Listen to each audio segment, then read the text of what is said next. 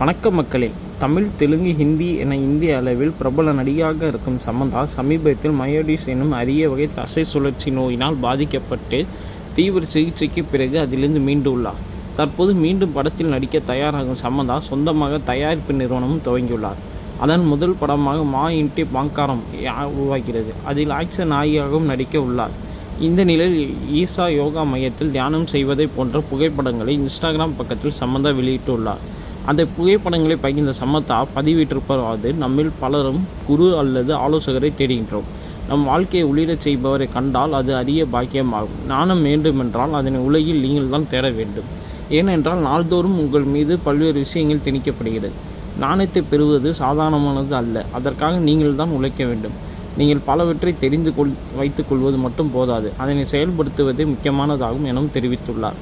கடந்த சில ஆண்டுகளாக அடிக்கடி கோவா ஈசா யோகா மையத்துக்கு செல்லும் சமந்தா தியானத்தில் ஈடுபடுவதை வழக்கமாக கொண்டுள்ளார். குறிப்பாக ஆண்டுதோறும் ஈசா யோகா மையத்தில் மிக பிரம்மாண்டமாக நடைபெறும் சிவராத்திரி விழாவில் சமந்தா கலந்து கொள்வது குறிப்பிடத்தக்கது.